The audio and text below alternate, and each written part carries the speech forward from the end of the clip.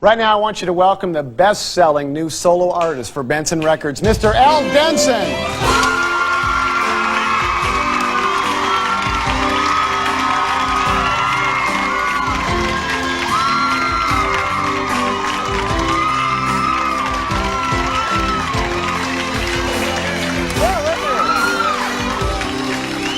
All right. Good to have you on Fire by Night. I can tell I'm in trouble. You on my right, you on my left. Man, I'm in trouble. We're going to take care of you. Yes, I am. You're different from most Christian artists in that you go and talk to about 150,000 teenagers in high schools every year across the country. Yeah. Most artists don't do that. Now, I got to ask you, isn't the high school crowd kind of a tough crowd, especially all those heathen kids and you with your gospel message? Oh man, yeah, tough is not the word. They're you know, you get out there and if you don't do good about the first 5 minutes, they're going, "Hey buddy, out of here, man," you know. Yeah. And but you know, at the same time, you ask a teenager, would you rather be in English or in an assembly? They're going, assembly. So you know, so they take their own choice, you know. But yeah, it's a pretty tough crowd. So what do you do to break the ice with them and really get them? Well, get down on their level. I think the first thing I always try to do is I go in and I know some things about, like, who's the student body president, who's the real cool teacher, who's the principal, you know, who's the guy that, you know, always says, okay, you're dead meat, you know, who's that person. So I know those kind of things and I pull them out at the front and make sure I use them. And,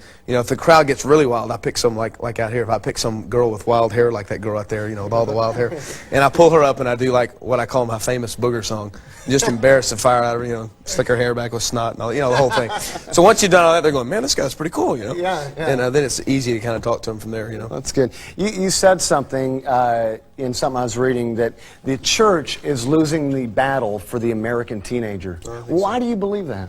Well, you know, in the 90s now, I read a thing in Time magazine. It said that the teenagers now in the 90s are going to be the ones that go out and they take a stand stronger probably than any other generation before. But it didn't say what they were going to stand for. And I think as far as the church, a lot of times the churches now have become it so hard to get into teenagers' lives now that they've decided that what we'll do is we'll try to get the teenagers to come to us. So we start doing these events and doing programs. And you know what? The church has got to get back to the point where we go to where they are. That we're not afraid to go hang out in the Walmart parking lot where the kids are driving through, you know, not to hang out and do some assembly on their turf. For a young person that's watching the program right now and they say, man, I am lukewarm. I'm living a lukewarm Christian lifestyle and I don't like it. What do you do to change? Number one, what's causing you to be lukewarm? I mean, what in your life is making you say, hey, I'm lukewarm?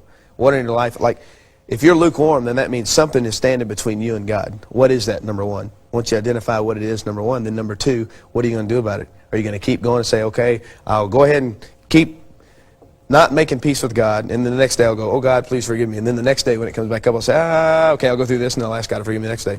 One, are you really ready to repent and turn around and go the other way? And three, do you want to be sold out? Christ, when he went on the cross for it, he stretched out his arms and he did the ultimate and said, hey, this is all I'm going to do because I can't do no more. And he shed his blood for you. And all he's asking you to do is live for him. And will you be the one to live for him? So don't be lukewarm, man. Either be hot or cold, because your friends are going, if that's what it means to be a Christian, why be one? So either be a positive impact and show what Christ really did for you and live a positive, awesome, incredible life for Christ, or don't. Yeah. Hey, you're going to come back in just a moment and do a song for us live right here. Oh, right here? Yeah, right here. Will all these people? Yeah, everyone. It'll be a party, dude. Yeah, we'll be right back after this.